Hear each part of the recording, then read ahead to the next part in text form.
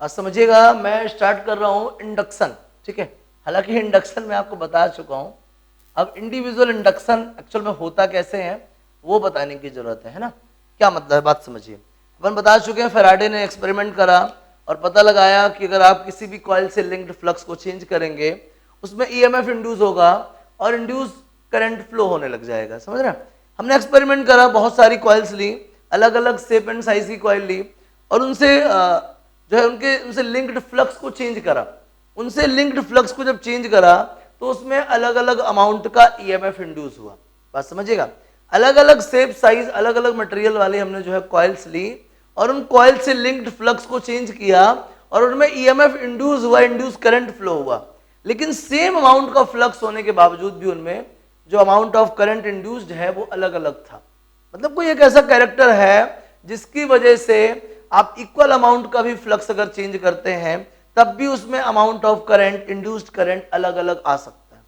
ये उस कह देना चाहिए कॉइल की कुछ अपनी इंट्रिंसिक प्रॉपर्टी पर डिपेंड करता है, ठीक है ना। हमें वही प्रॉपर्टी डिस्कस करनी है। जैसे कि हमने क्या बोला, अगर हम ईएमएफ इंड्यूस कराना चाहते हैं तो हमें किसी पर्टिकुलर कॉइल का ईएमएफ चेंज करना होगा। अब रही बात ईएमएफ की, तो अगर हमें किसी कॉइल का एक अपना ईएमएफ जनरेट करना है या एक किसी कॉइल से एक ईएमएफ एसोसिएट करना है तो ईएमएफ के लिए सबसे पहले तो क्या होना चाहिए, मैग्नेटिक फील्ड होना चाहिए। ईएमएफ के लिए सबसे एसेंशियल क्या है, मैग्नेटिक फील्ड होना चाहिए। अब मैग्नेटिक फील्ड हम कैसे भी दे सकते हैं। हम मैग्नेटिक फील्ड कह देना चाहिए बार मैग्नेट से दे सकते हैं, परमानेंट मैग्नेट से। हम वो मैग्नेटिक फील्ड इलेक्ट्रोमैग्नेट से दे सकते हैं। इलेक्ट्रोमैग्नेट मतलब करंट कैरिंग लूप या कंडक्टिंग वायर या कंडक्टिंग सोलेनॉइड, है ना। मतलब कहने का कि मुझे ईएमएफ इंड्यूस कराना है। इंड्यूस कराना मतलब मुझे किसी पर्टिकुलर कॉइल से लिंक्ड फ्लक्स चेंज कराना है। और अगर मुझे फ्लक्स चेंज कराना है तो सबसे पहले तो फ्लक्स एसोसिएट करना होगा। तो फ्लक्स एसोसिएट करने के लिए हमको क्या चाहिए, सबसे पहले मैग्नेटिक फील्ड। वो मैग्नेटिक फील्ड हम कैसे भी ला सकते हैं, जैसे कि हम बार मैग्नेट रख दें तो मैग्नेटिक फील्ड हो जाएगा। हम कहीं पे करंट कैरिंग कंडक्टिंग कॉइल रख दें तो मैग्नेटिक फील्ड आ सकता है। दूसरी चीज, हमको फ्लक्स को चेंज कराना है, मतलब फ्लक्स को वेरी कराना है। और फ्लक्स हम जानते हैं वेरी कर सकता है या तो फील्ड के वेरिएशन से या फिर एरिया के वेरिएशन से या एंगल ऑफ ओरिएंटेशन के वेरिएशन से। तो हमारे पास सबसे आसान जो है, जो हमारे हाथ में है, वो है फील्ड के वेरिएशन से, ठीक है। फील्ड को अगर हम टाइम वेरिंग कर लें किसी भी तरीके से तो फ्लक्स भी टाइम वेरिंग हो जाएगा। और जब फ्लक्स टाइम वेरिंग होगा तो डेफिनेटली उसका फ्लक्स चेंज होगा टाइम के हिसाब से। और जब फ्लक्स में चेंज होगा तो ईएमएफ इंड्यूस होगा और जब ईएमएफ इंड्यूस होगा तो इंड्यूस्ड करंट भी फ्लो होने लग जाएगा। समझ आ गया। चलिए आगे बात करते हैं। दूसरी इंपॉर्टेंट बात क्या, करंट फ्लो हुआ, ईएमएफ इंड्यूस हुआ, फ्लक्स चेंज किया, उसके लिए आपने टाइम बेरिंग फील्ड बनाया। तो टाइम बेरिंग फील्ड किसके रिस्पेक्ट में बनाया आपने, करंट के रिस्पेक्ट में। तो conducting wire is also the क्या, सोर्स ऑफ मैग्नेटिक फील्ड। तो अगर आप टाइम बेरिंग मैग्नेटिक फील्ड चाहते हैं तो आप टाइम बेरिंग करंट उठा लीजिए। क्या उठा लीजिए, टाइम बेरिंग करंट, ठीक है ना। आपके पास एक करंट सोर्स है जहां से आप किसी पर्टिकुलर कॉइल में करंट फ्लो करा रहे हो। अगर आप किसी पर्टिकुलर कॉइल में करंट फ्लो करा रहे हो तो उसके चारों तरफ क्या प्रोड्यूस हो जाएगा, मैग्नेटिक फील्ड। लेकिन कैसा magnetic field, variable magnetic field. क्यों, क्योंकि आपका करंट भी वेरिएबल है with respect to time. Current कैसा है, टाइम वेरिंग है। करंट कैसा है, टाइम वेरिंग। तो मैग्नेटिक फील्ड भी कैसा होगा, टाइम वेरिंग। और जब मैग्नेटिक फील्ड ही वेरिएबल है तो मैग्नेटिक फ्लक्स भी क्या होगा, वो भी वेरिएबल हो जाएगा। फ्लक्स वेरी करने लगा, फ्लक्स चेंज होने लगा, कॉइल में यह इंड्यूस होगा, इंड्यूस करंट भी फ्लो होने लगेगा। वही कहानी मैं आपको इंडक्शन में बताता हूं। इस तरीके से दो टाइप के इंडक्शन होते हैं, एक हुआ सेल्फ इंडक्शन और दूसरा हुआ म्यूचुअल इंडक्शन। जिस लेवल पे आपकी वोकैबुलरी है मुझे ये बताने की जरूरत नहीं है कि सेल्फ का मीनिंग क्या है और म्यूचुअल का। समझ रहे हैं ना, सेल्फ समझ गए आप। अगर हम किसी कॉइल से लिंक्ड फ्लक्स को चेंज करते हैं और उसी कॉइल में ईएमएफ इंड्यूस होता है, ठीक है ना, उसी कॉइल में ईएमएफ इंड्यूस, ऐसे समझे कि अगर कोई कॉइल फील्ड का सोर्स है, अगर कोई कॉइल सोर्स ऑफ फील्ड है और उसी से लिंक्ड फ्लक्स चेंज हो जाए और उसी में ईएमएफ इंड्यूस हो जाए, अपोजिट डायरेक्शन में करंट फ्लो होने लगे तो इस टाइप के इंडक्शन को हम क्या बोलते हैं, सेल्फ इंडक्शन बोलते हैं। और किसी कॉइल से लिंक्ड मैग्नेटिक फील्ड वेरी कराएं, ठीक है ना, और उसके पड़ोसी फील्ड में, उसकी पड़ोसी कॉइल में ईएमएफ इंड्यूस हो और इंड्यूस करंट फ्लो होने लगे तो इस टाइप के इंडक्शन को क्या बोलते हैं अपन, म्यूचुअल। नहीं आया समझ में, वापस से सोचिए, एक कॉइल है, एक करंट कैरिंग कॉइल है, मान लीजिए ये करंट कैरिंग कॉइल है, इसका बीच का पोर्शन भूल जाओ, इसमें मैंने टाइम वेरिंग करंट फ्लो कराया। टाइम वेरिंग करंट क्यों फ्लो कराया, इसके चारों तरफ वेरिएबल मैग्नेटिक फील्ड डेवलप करने के लिए। आपको बहुत अच्छे से बायो सावर्ट चिल्ला चिल्ला के बता गए हैं, ऑस्टेड बता गए हैं कि current carrying wire is the source of magnetic field, current carrying conductor is the source of magnetic field. मैंने इस लूप में करंट फ्लो कराना स्टार्ट करा। कैसा करंट, टाइम वेरिंग करंट। कैसा current, time varying current. Time varying current अपनी surrounding में क्या डेवलप करेगा, वेरिएबल मैग्नेटिक फील्ड डेवलप करेगा। क्या करेगा, वेरिएबल मैग्नेटिक फील्ड। तो ये कॉइल भी उसी मैग्नेटिक फील्ड में आएगी, ये कॉइल भी उसी मैग्नेटिक फील्ड में आएगी। कैसा मैग्नेटिक फील्ड है, वेरिएबल मैग्नेटिक फील्ड है, मतलब कंटिन्यूअसली इसका मैग्नेटिक फील्ड चेंज हो रहा है। अगर इसका मैग्नेटिक फील्ड चेंज हो रहा है इसका मतलब है इसका मैग्नेटिक फ्लक्स चेंज हो रहा है, और जब इसका मैग्नेटिक फ्लक्स चेंज हो रहा है देन डेफिनेटली इसमें क्या आएगा, ईएमएफ इंड्यूस होगा। क्या होगा, ईएमएफ इंड्यूस। और जिस समय इसमें ईएमएफ इंड्यूस होगा इसके थ्रू इंड्यूस्ड करंट लगेगा, और अगर इंड्यूस्ड करंट फ्लो होगा तो वो किस डायरेक्शन में, अपोजिट डायरेक्शन में। ये तो उसने बताया अपन को, लेंज लॉ में बढ़िया बताया गया, अच्छे से मालूम है आपको। इसी में ईएमएफ इंड्यूस होना और इसी में इंड्यूस्ड करंट फ्लो होना क्या है, ये सेल्फ इंडक्शन। क्या है ये, सेल्फ इंडक्शन। आया समझ में। अब मेरे पास ना दो कॉइल्स हैं, ठीक है ना, मेरे पास दो कॉइल्स हैं, ऐसे समझ लें जैसे मान लीजिए एक ये कॉइल हो गई आपकी, ये कॉइल है यार, अब इसको कपड़ा ना समझना, कॉइल है मान जाओ। एक ये कॉइल हो गई आपके पास, ठीक है, इसको छोटा कर लेते हैं, पकड़ते बनेगा, है ना। चलिए ये दूसरी कॉइल हो गई, लाइटर डार्कर, है ना समझना। ये हमारे पास दो दो कॉइल है, दोनों करंट कैरिंग कंडक्टिंग कॉइल हो सकते, दोनों कंडक्टिंग है। अब करंट तो किसी एक ही में फ्लो कराएंगे पर समझना। अब आप ध्यान से देखिए, एक मेरे राइट हैंड में है, एक लेफ्ट हैंड में, बराबर दिख रही है, समझना। तो खुल गई यार, बेइज्जती कराएंगे, देखो समझना यार ऐसे। ये देख रहे हैं आप, एक राइट पे है और एक कहां पे है, लेफ्ट पे, समझना। इसमें मैंने करंट फ्लो कराया, कौन सा करंट, टाइम वेरिंग करंट, मतलब वेरिएबल करंट फ्लो कराया। देन डेफिनेटली इसके चारों तरफ क्या डेवलप होगा, वेरिएबल मैग्नेटिक फील्ड। इसके चारों तरफ, राइट हैंड पे फोकस करिए, डार्कर पे फोकस करिए, इस पे मैंने करंट फ्लो कराया। कौन सा करंट, टाइम वेरिंग करंट। इसमें जब मैंने टाइम वेरिंग करंट फ्लो कराया तो उसके चारों तरफ क्या डेवलप होगा, magnetic field, according to H C. Oersted. Oersted ने क्या कहा, अगर आप किसी कंडक्टिंग वायर में करंट फ्लो कराते हैं तो उसके चारों तरफ मैग्नेटिक फील्ड डेवलप हो जाता है। राइट हैंड साइड वाली कॉइल में मैंने टाइम वेरिंग करंट फ्लो कराया, देन इसके चारों तरफ वेरिएबल मैग्नेटिक फील्ड डेवलप हो जाएगा। क्या डेवलप हो जाएगा, वेरिएबल मैग्नेटिक फील्ड। क्या डेवलप होगा, जल्दी बोलिए, वेरिएबल मैग्नेटिक फील्ड डेवलप हो जाएगा। समझ आ गया, आगे बात करते हैं। अब इसके चारों तरफ अगर वेरिएबल मैग्नेटिक फील्ड डेवलप हुआ है तो ये जो कॉइल है ये इस फील्ड पे लाई कर रही है, इसका जो फील्ड है इसके चारों तरफ होगा। ये करंट कैरिंग वायर है तो इसका फील्ड कहां होगा, चारों तरफ। तो ये जो कॉइल है इसके फील्ड में लाई करती होगी, ये जो कॉइल है इसके फील्ड पे लाई कर रही है तो इसका अपना फ्लक्स होगा। अब जब इसका फील्ड वेरिएबल है तो इसका फ्लक्स भी क्या होगा, वेरिएबल होगा। जब इसका फील्ड वेरिएबल है और ये जो व्हाइटर है, ये जो लाइटर है, ये इसके फील्ड में प्रेजेंट है और इसका फील्ड वेरिएबल है, इसका मतलब इसका फ्लक्स भी क्या होगा, वेरिएबल, मतलब इसका फ्लक्स चेंज हो रहा है। अगर इसका फ्लक्स चेंज हो रहा है तो इसमें ईएमएफ इंड्यूस होगा और इसमें इंड्यूस्ड करंट फ्लो होने लगेगा। फ्लक्स किसका था, राइट वाले का। ईएमएफ किसमें इंड्यूस हुआ, लेफ्ट वाले में। क्या बोलेंगे इस इंडक्शन को, इसको बोलेंगे म्यूचुअल इंडक्शन। क्या बोलेंगे, बोलिए, म्यूचुअल इंडक्शन। समझ में आया, क्या समझ में आया। एक कॉइल से लिंक्ड मैग्नेटिक फील्ड को चेंज करेंगे और पड़ोसी कॉइल से लिंक्ड मैग्नेटिक फ्लक्स चेंज हो जाए और उस पड़ोसी कॉइल में ईएमएफ इंड्यूस हो जाए और इंड्यूस करंट फ्लो होने लगे, तो इस टाइप के इंडक्शन को क्या बोलते हैं हम? म्यूचुअल इंडक्शन बोलते हैं। क्या बोलते हैं? Mutual induction. तो इंडक्शन दो टाइप का, सेल्फ इंडक्शन और दूसरा क्या?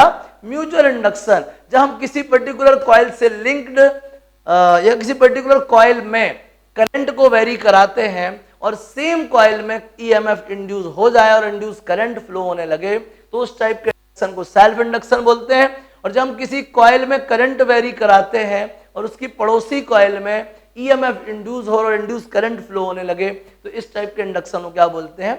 म्यूचुअल इंडक्शन बोलते हैं। बात समझिएगा, हमने क्या बोला था? मैग्नेटिक फील्ड का सोर्स हम खुद बनाएंगे। क्या बोला था शुरुआत में? मैग्नेटिक फील्ड का सोर्स हम खुद बनाएंगे। हमें कैसा मैग्नेटिक फील्ड चाहिए? हमको वेरिएबल मैग्नेटिक फील्ड चाहिए। तो वेरिएबल मैग्नेटिक फील्ड के लिए मैंने क्या करा? Time varying current coil, current conducting coil ले ली, ठीक है ना? क्या ले लिया मैंने? Time varying current conducting coil, ठीक है ना? या time varying current carrying coil ले लिया, ठीक है? समझ रहे हैं बात को? अब समझिए। तो आखिरकार उस कॉइल में जो डेवलप्ड फ्लक्स है, उस कॉइल में जो डेवलप्ड फ्लक्स है वो किस पे डिपेंड करेगा? फ्लोइंग करंट पे डिपेंड करेगा। किस पे डिपेंड करेगा? करंट पे, क्योंकि बायोसावर्ट ने बताया था कि the magnetic field due to the current carrying wire directly proportional to the current, ठीक है ना? किसी भी करंट कैरिंग वायर के चारों तरफ जो मैग्नेटिक फील्ड है वो किस पे डिपेंड करता है? उस वायर में फ्लो होने वाले करंट पे। किस पे डिपेंड करता है बोलिए? उस वायर में फ्लो होने वाले करंट पे डिपेंड करता। मतलब मैग्नेटिक फील्ड किस पे डिपेंड करता है? करंट पे। और जब फील्ड करंट पे डिपेंड कर रहा है तो फ्लक्स तो करेगा ही, क्योंकि फ्लक्स क्या होता है? Field into area. फ्लक्स क्या होता है बोलिए? Field into area. तो flux developed in a coil proportional to the current flowing through the क्या? कॉइल। तो फ्लक्स किस पे डिपेंड कर रहा है? करंट पे डिपेंड कर रहा है। तो फ्लक्स बराबर क्या होगा? एक कांस्टेंट आएगा, ठीक है ना?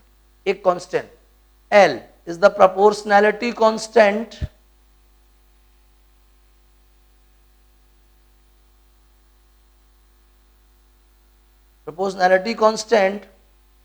and also called, क्या बोलते हैं बताइए?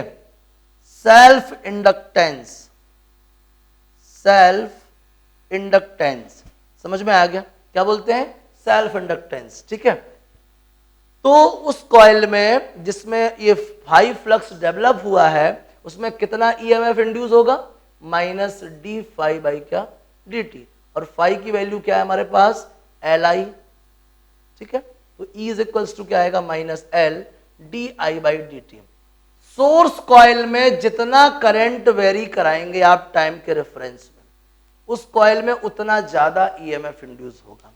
सोर्स कॉइल में जितना ज्यादा करंट वेरी कराएंगे उतना ज्यादा ईएमएफ इंड्यूस होगा, बट अपोजिट डायरेक्शन में। कहां पे? अपोजिट। ये तो फैराडे के लॉ से पढ़ते चले आ रहे, नई बात नहीं, वापस से नहीं समझाऊंगा, ठीक है? समझिएगा आगे। जो एल है, एल ऐसा unit of S I unit of L is, पता क्या होती है? हेनरी। क्या होती है? हेनरी, ठीक है ना? हेनरी। और डायमेंशन बना लेना यार, अब मैं नहीं बता रहा, आगे समझो। दूसरा जो टर्म था म्यूचुअल इंडक्शन। क्या था? Mutual induction. बात समझिएगा। ये हमारे पास एक कॉइल है, ये पड़ोसी कॉइल है, दोनों की एक्सिस सेम है, कोएक्सियल है। मैंने ना इस पे करंट फ्लो कराया, करंट करंट करंट। अगर इस पे करंट फ्लो कराऊंगा तो इसके चारों तरफ क्या होगा? मैग्नेटिक फील्ड होगा। पढ़ा चुके हैं आपको। अगर मैं इसमें करंट फ्लो कराऊंगा तो इसके चारों तरफ क्या होगा? Magnetic field. ये कॉइल इसके पास में ही रखी है, तो इसके चारों तरफ जो मैग्नेटिक फील्ड होगा ये कॉइल उसी फील्ड पे लाई करती है। भाई मैंने इसमें आग लगा रखी है, इसकी आग की लपटें दूर दूर तक जा रही हैं, मैंने इस कॉइल को इसके पास लाया तो इसकी आग के असर से ये भी झुलस जाएगा कि नहीं झुलस जाएगा? बताओ, झूठ बोल रहा हूं क्या? नहीं ना। समझिए, मैंने इसमें करंट फ्लो कराया, इसके चारों तरफ मैग्नेटिक फील्ड डेवलप हो गया और ये कॉइल उसी फील्ड पे लाई करती है। मतलब इसका अपना एक मैग्नेटिक फ्लक्स होगा। जब मैं इस करंट को वेरी कराऊंगा, सराउंडिंग का फील्ड वेरी करेगा, सराउंडिंग का फील्ड वेरी करेगा, मतलब इसका फ्लक्स वेरी करेगा। और जब फ्लक्स वेरी करेगा तो according to Faraday's first law इसमें ईएमएफ इंड्यूस हो जाएगा और बाय द लेंज लॉ इसमें इंड्यूस करंट फ्लो होने लगेगा सपोर्ट के अपोजिट डायरेक्शन में। समझ में आ गया? इस टाइप के इंडक्शन को क्या बोलते हैं? Mutual induction. ठीक है ना? तो फ्लक्स किस में डेवलप होगा? सेकेंडरी कॉइल में। फ्लक्स किस में डेवलप होगा? सेकेंडरी कॉइल में। किसकी वजह से? करंट की वजह से। कहां पे करंट? प्राइमरी कॉइल में। कहां पे करंट? प्राइमरी कॉइल में। तो flux of the secondary coil proportional to the current flowing through the primary coil. समझ में आ गया? क्या? The flux linked to the secondary coil proportional to the current flowing through the क्या? Primary coil. ठीक है? प्रोपोर्शनैलिटी साइन हटाइए, क्या मिलेगा आपको यहां पे? एम। ये एम एक्चुअल में है तो proportionality constant. Here M is the mutual inductance. Mutual inductance समझ में आया कि नहीं है? क्या आएगा? ये म्यूचुअल इंडक्टेंस आएगा। क्या प्रॉब्लम लग रही है आपको? सेल्फ इंडक्टेंस ही मालूम चल गया, म्यूचुअल इंडक्टेंस ही मालूम चल गया, और मुझे लगता है आपको सेल्फ इंडक्शन और म्यूचुअल इंडक्शन स्ट्रांगली क्लियर हो गया होगा। समझ में आ गया? इस तरीके से होता है सेल्फ इंडक्शन और दूसरा क्या होता है? Mutual induction. समझ आ गया? इसमें सिंगल कॉइल की नीड होती है, इसमें पेयर ऑफ कॉइल की नीड होती है। कोएक्सियल ले लेते हैं जनरली, काफी चीजें आसान हो जाती है हमारी। समझ में आ गया? क्लियर हो गया? तो इस तरीके से आपको self induction, mutual induction clear.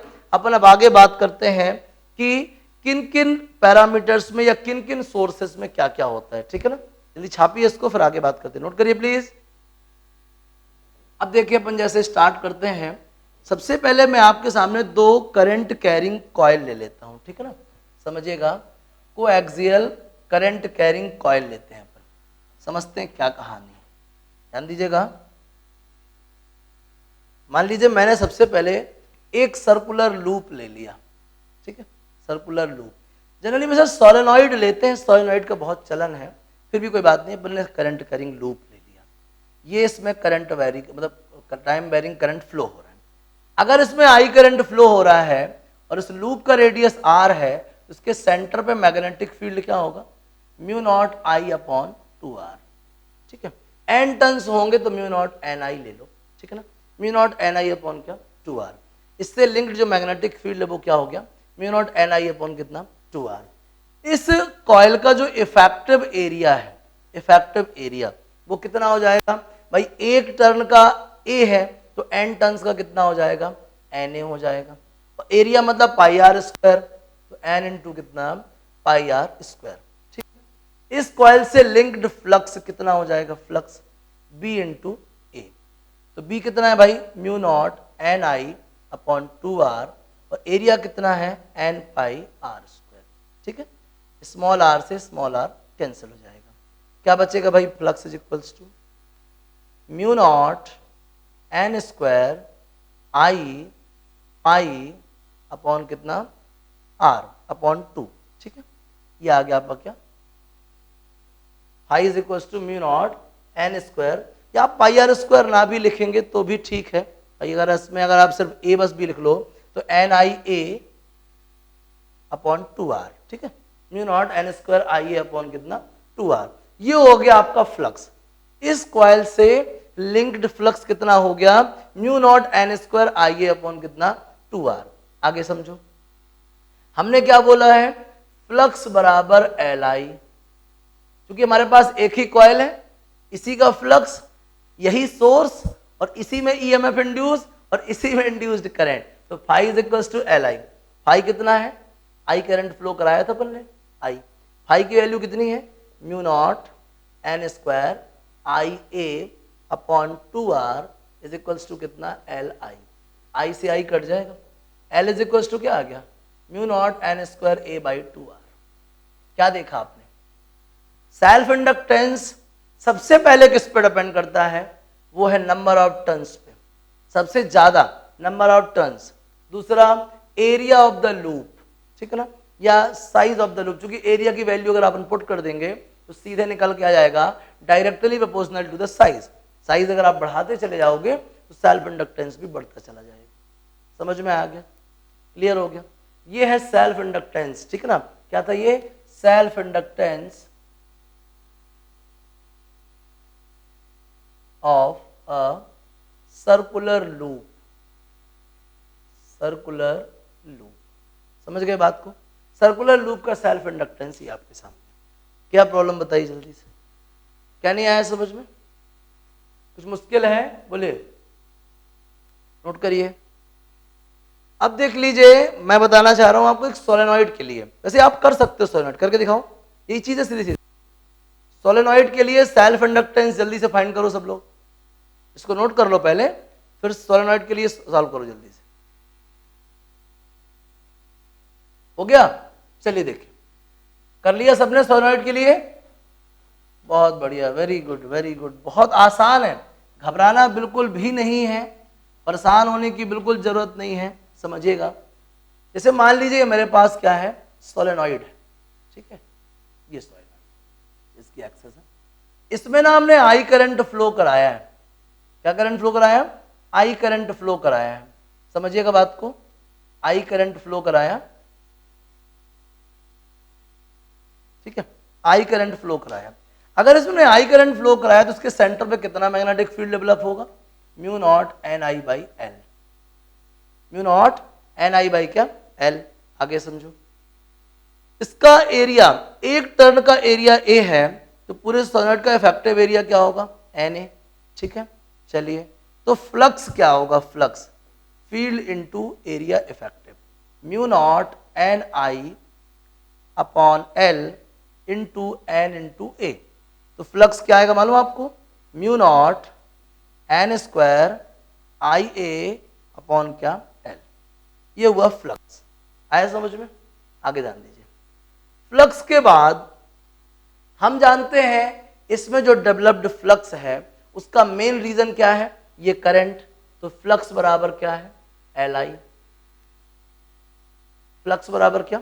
L I, mu nought N square I A upon L equal to L I, I से आई कट जाएगा, एल बराबर क्या आएगा? Mu nought N square A by L. ये आ गया भैया आपका सेल्फ इंडक्टेंस। क्या समझ में नहीं आया? अगर आपका करंट कैरिंग सोर्स या मैग्नेटिक फील्ड का सोर्स अगर करंट कैरिंग सर्कुलर लूप है, तो आपने देखा था वहां पे आया था म्यू नॉट एन स्क्वायर ए अपॉन कितना? 2r। और अगर सोलेनॉइड है तो सेल्फ इंडक्टेंस ये आएगा। समझ में आ गया? फाइनली यही है कि सेल्फ इंडक्टेंस मेनली डिपेंड करता है किस पे? नंबर ऑफ टर्न्स पे और एरिया ऑफ लूप पे, ये साइज ऑफ लूप पे। समझ में आ गया? क्या मुश्किल लग रही है बताओ? बन जाएगा सेल्फ इंडक्टेंस। जल्दी से छापो इसको, फिर म्यूचुअल इंडक्टेंस की बात करते हैं। नोट कीजिए प्लीज। अब आगे देखिए, जैसे म्यूचुअल इंडक्टेंस, ठीक है, ये मेरे पास एक करंट कैरिंग कॉइल है और ये दूसरी कॉइल है, सर्कुलर लूप है, और ये क्या है? कोएक्सियल्स है, ठीक है ना, मतलब इनकी एक्सिस सेम है। इस पहली कॉइल में नंबर ऑफ टर्न्स n1 है, ठीक है ना, और इस कॉइल में नंबर ऑफ टर्न्स कितने हैं? n2 है, ठीक है, समझिएगा। इसमें नंबर ऑफ टर्न्स n1 है और इसमें नंबर ऑफ टर्न्स कितने हैं? n2 है। मैंने इस कॉइल में आई करंट फ्लो कराया, ठीक है, समझिएगा। इसके सराउंडिंग में फील्ड होगा, ये उसके फील्ड पे लाई करेगा, इसका अपना एक फ्लक्स होगा, और जो फ्लक्स होगा वो सोर्स में फ्लो होने वाले करंट पे डिपेंड करेगा। समझना, सबसे पहले इसके अराउंड में अपन फील्ड की बात करते हैं। फील्ड अबाउट प्राइमरी कॉइल, ये field due to the primary coil क्या आएगा मालूम आपको? Mu not n1 I upon 2r1, ठीक है, या n1 I upon 2r। Size दोनों की सेम ले लेते हैं थोड़ी देर के लिए, ठीक है, साइज दोनों की सेम ले लेते हैं। Mu naught n1 I upon कितना? 2r। Area of the secondary coil, effective area of the secondary coil, तो effective area of secondary coil क्या आएगा? n2 इंटू ए। एक टर्न का एरिया ए हो गया तो n टर्न्स का कितना हो गया? n2a। समझिएगा। Flux linked to the secondary coil, flux linked to the secondary coil कितना आएगा? Field into area effective. तो फील्ड कितना है? Mu not n1 I upon 2r into area कितना है? n2a। तो सेकेंडरी कॉइल का फ्लक्स कितना आ गया? Mu not n1 n2a I upon कितना? 2r। चलिए फर्स्ट इक्वेशन, हमने आपसे बोला कि सेकेंडरी कॉइल में डेवलप होने वाला जो फ्लक्स है वो किस पे डिपेंड करता है, प्राइमरी कॉइल में फ्लो होने वाले करंट पे। सेकेंडरी कॉइल में डेवलप होने वाला फ्लक्स किस पे डिपेंड करता है, current flowing through the primary coil. Phi S की वैल्यू है mu not N1 N2 AI upon 2R।